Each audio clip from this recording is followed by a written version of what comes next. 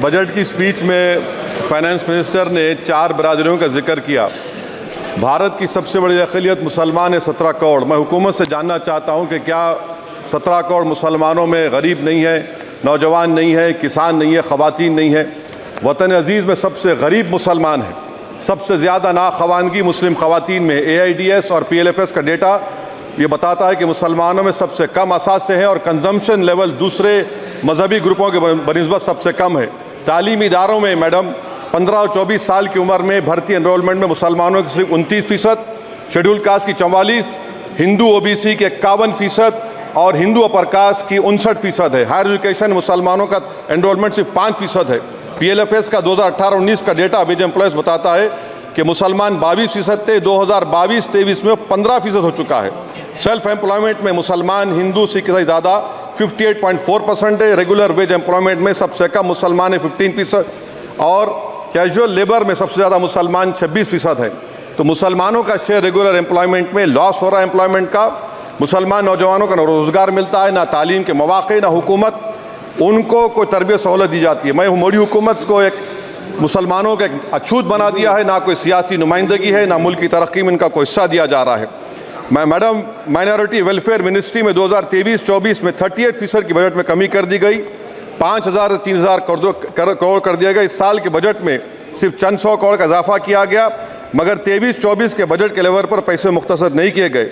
ये मोदी हुकूमत की बदनीयती और झूठा कमिटमेंट है अक़लियतों के ताल्लुक से। तालीम के उस अक़लियती स्कॉलरशिप मैडम अक़लियतों के गरीब तलबा और तालिबात को दी जाती रकम में कमी कर दी गई।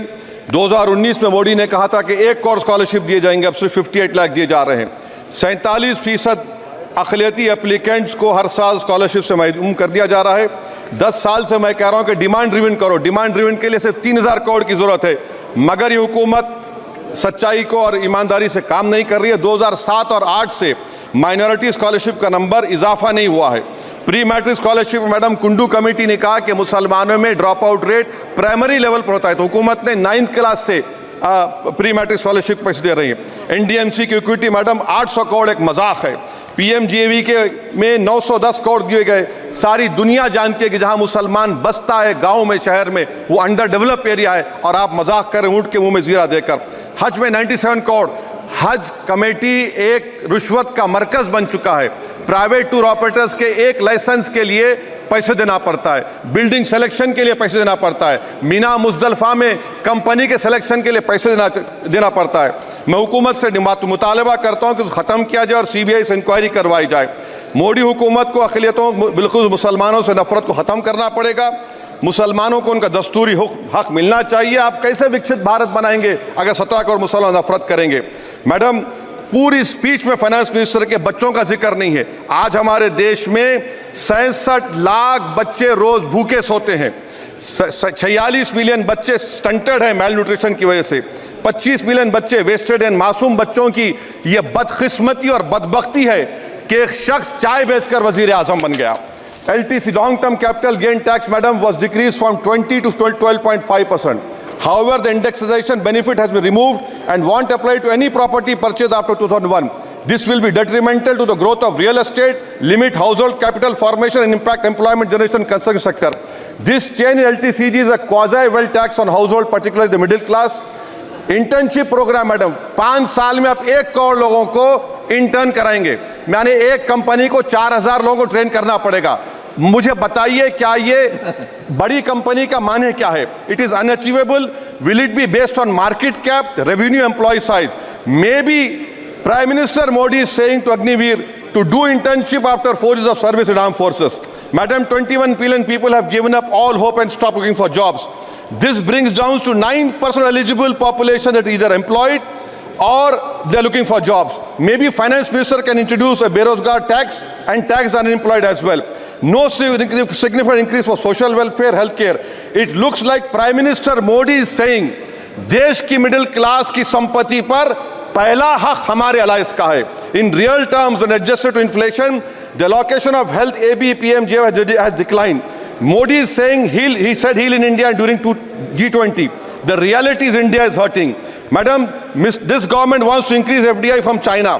Is the Prime Minister not concerned that our armed forces cannot patrol 26 patrolling point out of 65 in Ladakh? Maybe the Prime Minister wants the Chinese monopoly Indian markets. Import from China have crossed 101 billion 2024.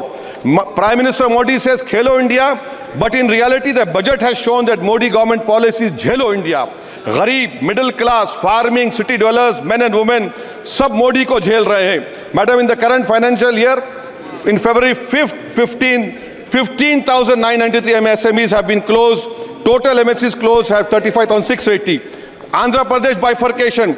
This parliament passed a law. For last 10 years, Modi government has shown their intellectual dishonesty in not giving ITR, IIM, Bairam Steel Factory, Railway ko Khazipet, recognition of Palmaru as National Education Project. This shows intellectual dishonesty of this government. Madam, I end my speech by quoting a famous poet, and I'm amending certain verses. 133 crore इंसानों, जिंदगी से बेगानों, सिर्फ हुक्मरानों ने हक तुम्हारा छीना है. खाक ऐसे जीने पर यह भी कोई जीना है. बेशऊर भी तुमको बेशऊर कहते हैं. सोचता हो ये नादान कैसे हवा में रहते हैं. 133 करोड़ इंसानों, कब तक ये खामोशी? चलते फिरते जिंदानों, गरीब खवातीन, नौजवानों, किसानों से रोने की सदाएं आती हैं. जब शबाब पर आकर खेत लहलाता है, किसके नयन रोते हैं, कौन मुस्कुराता है? काश तुम भी समझो, काश तुम भी जानो किस कदर भयानक है जुल्म का ये ढप. देखो रख से आतिश व आहन देखते ही जाओगे, होश में ना आओगे. और अनएम्प्लॉयमेंट पर अभी बोला गया नौकरियां दे रहे हैं, तो शायर ने इनके बारे में अच्छा कहा कि फूल शाखों पर खिलने लगे तुम कहो, जाम जिंदों को मिलने लगे तुम कहो, चाक सीनों के सिलने लगे तुम कहो. इस खुली झूठ को, जहन की लूट को मैं नहीं मानता, मैं नहीं जानता. शुक्रिया मैडम.